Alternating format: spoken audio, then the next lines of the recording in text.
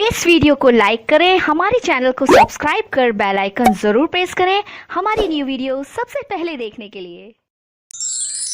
Hello friends, once again welcome back to my channel legalization sir. So friend, आज के session में हम बात करने वाले हैं मध्य प्रदेश भू राजस्व संहिता के बारे में। यहाँ पे जो भी इम्पोर्टेंट एमसीक्यूज होंगे उसको हम डिस्कस करेंगे।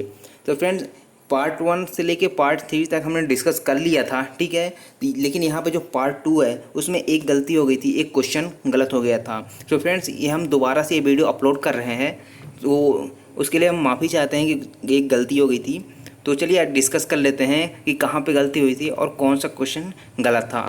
तो सबसे पहले हम देखते हैं, कृषि के अंतर्गत नहीं है, अर्थात निम्न में से जो 4 ऑप्शन दिए गए हैं उसमें कौन सा कृषि के अंतर्गत नहीं आता, कृषि में शामिल नहीं है। उद्यान कृषि, फलोद्यान लगाना तथा उनका संरक्षण करना, चारे चराई या छप्पर छाने की घास के लिए भूमि का आरक्षित किया जाना, या बड़े झाड़ों का जंगल। तो यहाँ पर 4 ऑप्शन में सही आंसर क्या होगा? यहाँ पे सही आंसर होगा आपका डी नंबर का, यानी कि जो बड़े झाड़ों का जंगल है वो इसमें शामिल नहीं है। उसके बाद सेकंड क्वेश्चन है, निम्न में से कौन सा स्वयं खेती करने से अभिप्रेत नहीं है? यहाँ पे क्या पूछा जा रहा है कि स्वयं खेती करने से अभिप्रेत नहीं है। तो यहाँ पे ऑप्शन देख लेते हैं, अपने कुटुंब के किसी सदस्य के श्रम द्वारा,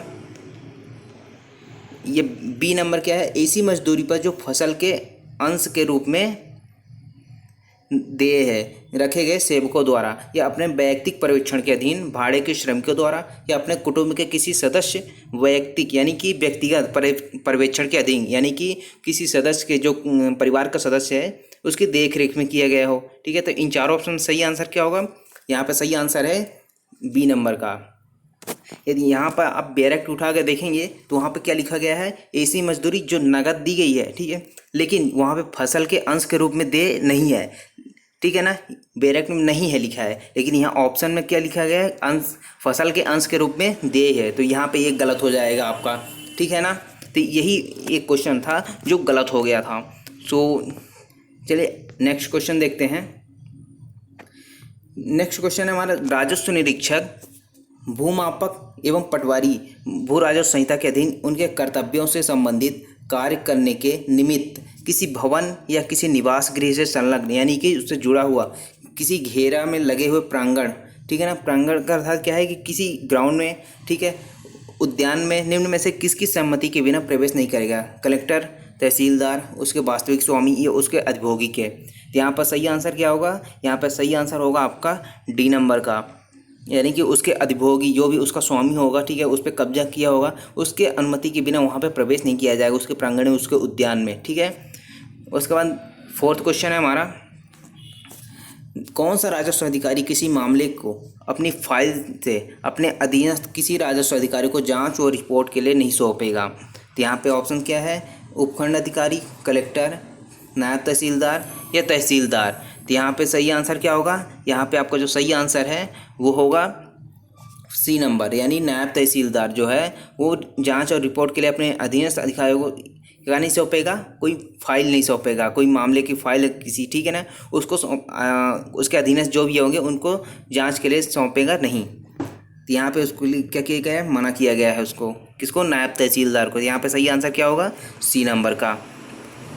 उसके बाद फिफ्थ क्वेश्चन है हमारा, वह पक्षकार जिसके विरुद्ध उसकी अनुपस्थिति में एक राजस्व अधिकारी द्वारा आदेश पारित किए गए हैं, ठीक है, यानी कि कोई पक्षकार है, ठीक है, और उसके अनुपस्थिति में क्या कर रहा है, कोई राजस्व अधिकारी कोई आदेश पारित कर दे रहा है, और आदेश के दिनांक से, और अगर समन की तामील सम्यक रूप से नहीं की गई है तो आदेश की जानकारी में आने की दिनांक से कितने दिन के भीतर अपास्त कराने के लिए आवेदन कर सकेगा?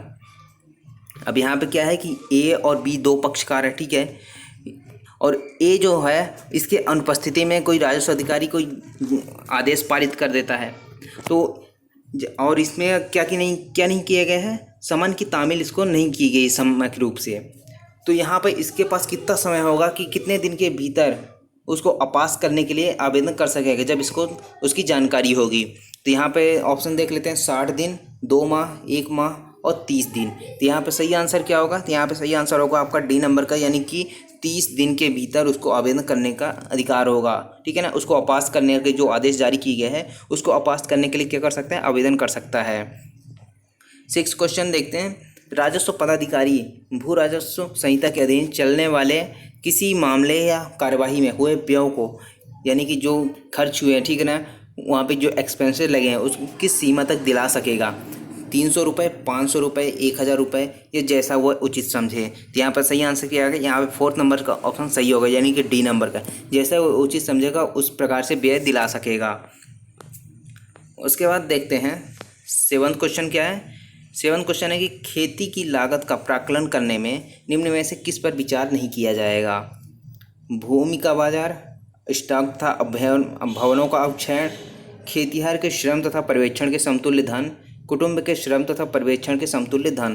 तो यहाँ पर सही आंसर क्या होगा, यहाँ पे सही आंसर होगा आपका ए नंबर का, यानी कि जो भूमि का बाजार मूल्य है उसका क्या नहीं किया जाएगा, उसका प्राकलन नहीं किया जाएगा, ठीक है, किसी खेती की लागत के लिए।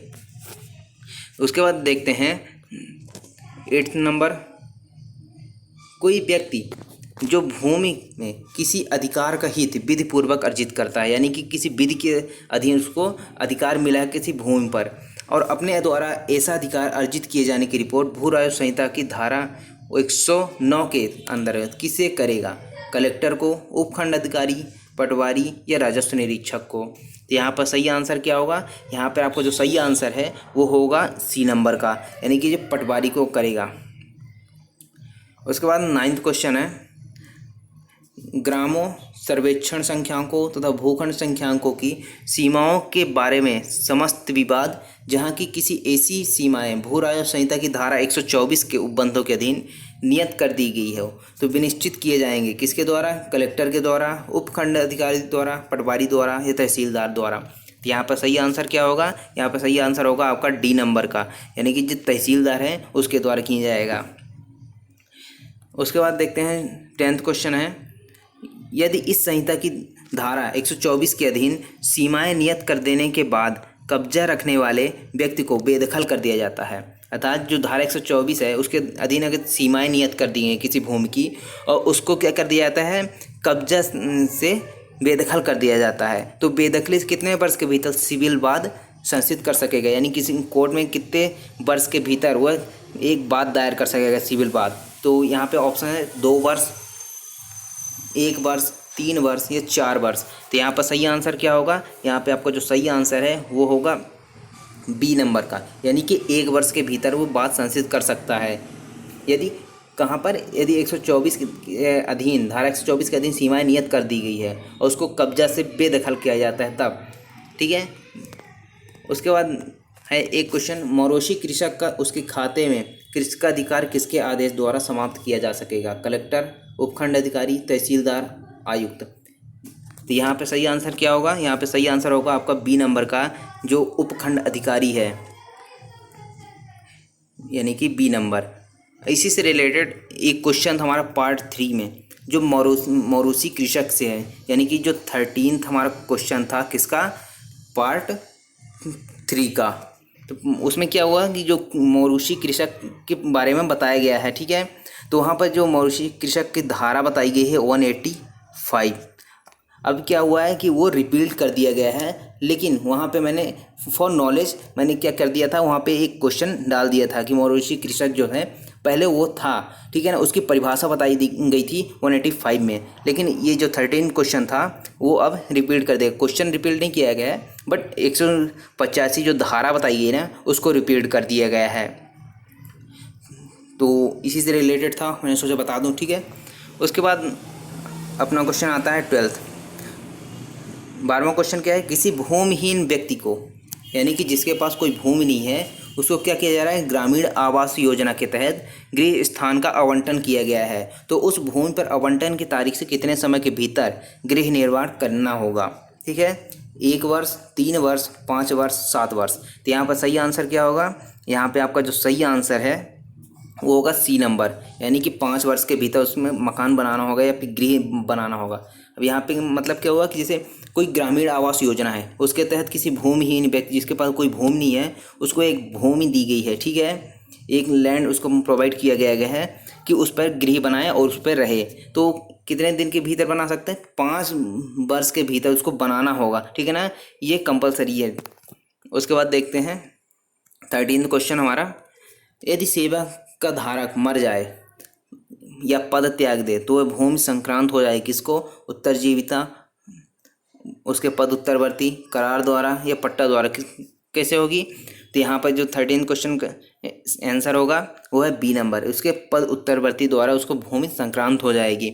आई होप आपको वीडियो अच्छा लगा होगा। यदि आपको अच्छा लगा है तो लाइक करें, शेयर करें एंड सब्सक्राइब करके बेल आइकन को प्रेस कर लें ताकि आने वाले वीडियोज़ की नोटिफिकेशन आपको मिलती रहे। Thank you so much for watching legalisation sir.